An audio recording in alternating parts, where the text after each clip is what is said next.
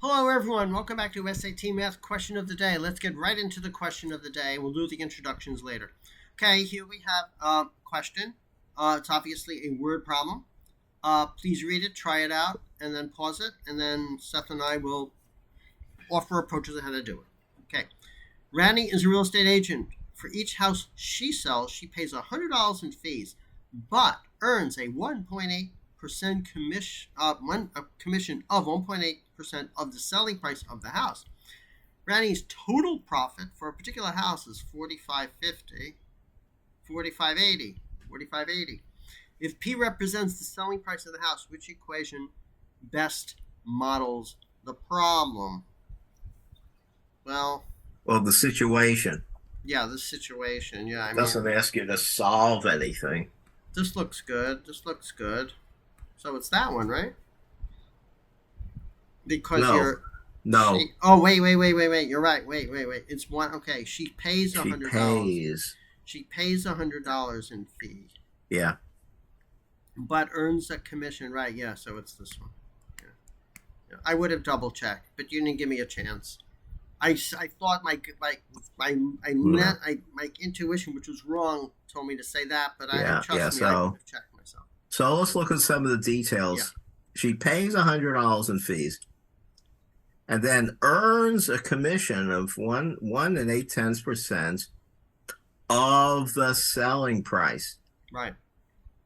and P is the selling price. Right. So that rules out uh this one, the commission, the commission. Yeah. uh no, this is wrong. This is absolutely wrong. This is complete. This is ridiculous. This is a unit clash. This is dollars. That's right. Exactly. And this is a fraction. This is a number. This is just a plain number. And similarly for this. Yeah, so a better distractor would have been no. No, it's wait, P is the this is the okay, this is the profit. Right, this is the profit. This is the commission rate. Right. So this distractor. Forget about the distractor, Seth. Come on. Just No. forget about what the best distractor would be. Yeah. Look, it's a No, unit. because the It's thing a is unit. It's a unit clash. the commission. What if the okay? Yeah. Forget the. Let's stay positive. Let's talk about like why the answer is correct rather than worry about the Okay. other The distractor. distractor is a better distractor is this one. Yeah, of Yeah. course, of course. Yeah, of course, and of this course, is of what course. would happen if the never mind. This is the wrong. Yeah, this is a better distractor. Yeah. I mean, a good way to start, or at least if it's not the SAT, if you have time, is to write in English. It's always nice if you have time in English to write in a word problem stuff in English. Yeah. Income minus expenses is equal to profit. And then we look and then we just substitute. What's the profit? Profit is $45.80. What's the expenses? $100 because she pays it in fees. What's the income? The income is 1.018 times P, which is 1.8% of, which means multiplication of P. P is the selling price. Yeah. So if you have time, it's nice to write this, but that's ridiculous on the SAT. You're not going to have time to write it on the SAT, but you need to know this. No, it's not wise to write it all out on the SAT because it's time limited. Right, but it's really important to know this in your head. Well, it's you have to think of it. You have to imagine yourself in that situation. Right. The other profit means like the money you keep, Yeah. and the money you keep is equal to the amount of money you keep is equal to the amount of money that you get minus how much you must give away. Right. That's right. That's right. The income is the amount of money you get, and the expenses are what of the income what you have to give away Right. to Right. do the business. Yeah.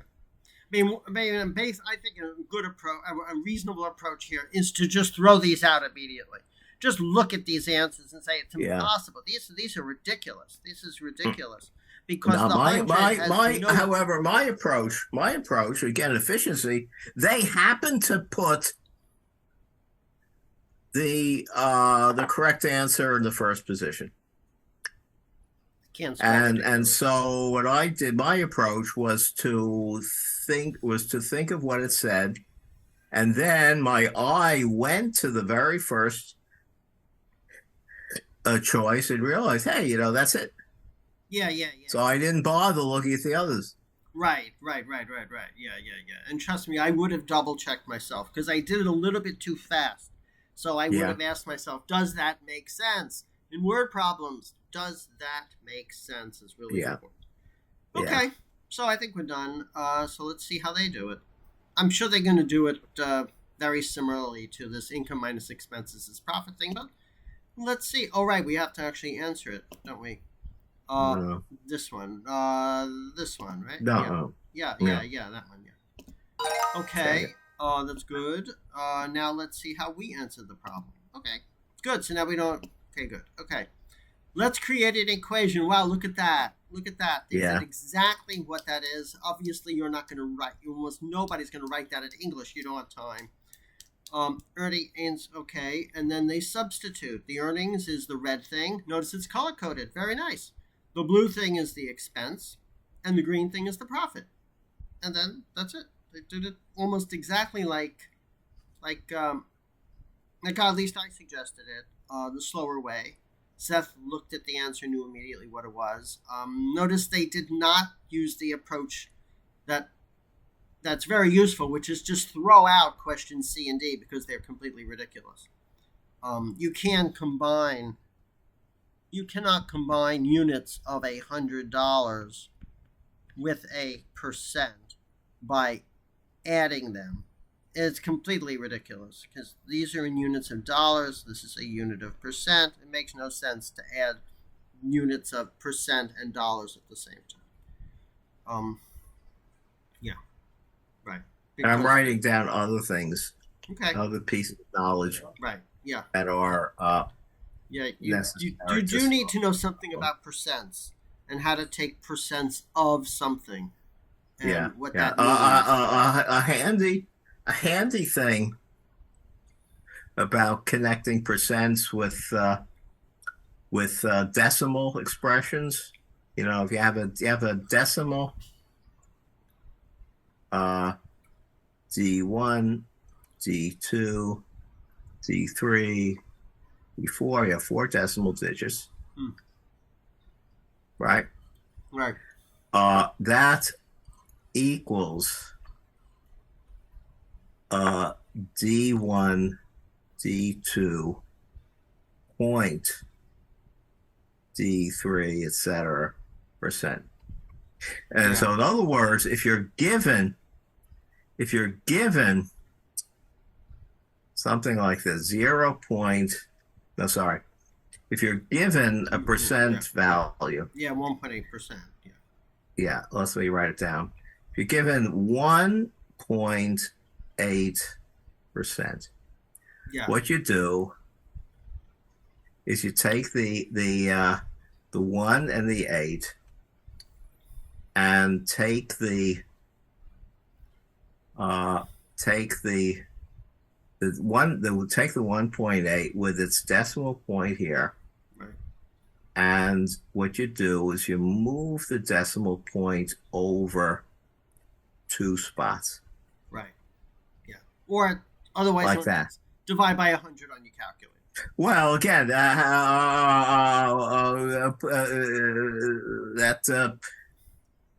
divide. This is dividing by 100, but dividing by 100 and done in decimal is done by moving the decimal point. Right. But everybody has a Dividing calculator. makes the number smaller, and so Yeah. you move the significant digits to smaller place values, move them to the Right. right. Means you move the decimal point to the left. Well, let's say you're coming in with not a lot of confidence on this. You can just use a calculator. 1.8% is equal to 1.8 divided by 100, and then you calculate it, which you will get on the digital SAT. Yeah. Gives it to you. Yeah, the problem with the calculator business is that it slows you down. Yes, of course it slows you down, but That's why yeah. people do in their heads do yeah. That's why it makes a difference in the score you get. Yeah.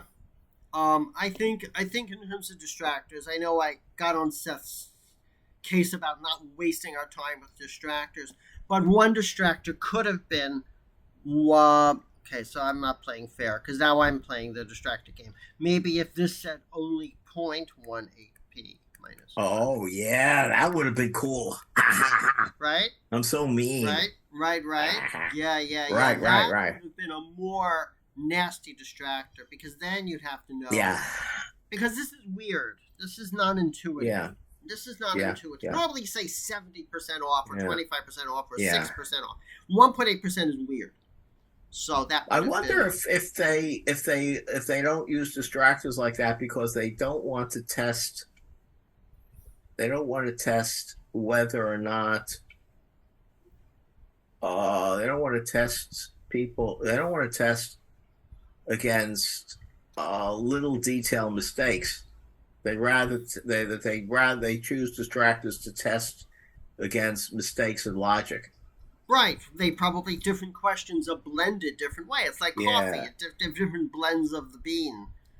Each question has its own blend. Again, I saw another college type entrance exam in which there were numerical. There was many of the questions had no integer answers, and the choices were close together. Like the choices were 2, 3, 5, and 8, something like that, or 2, 3, 4, and 5.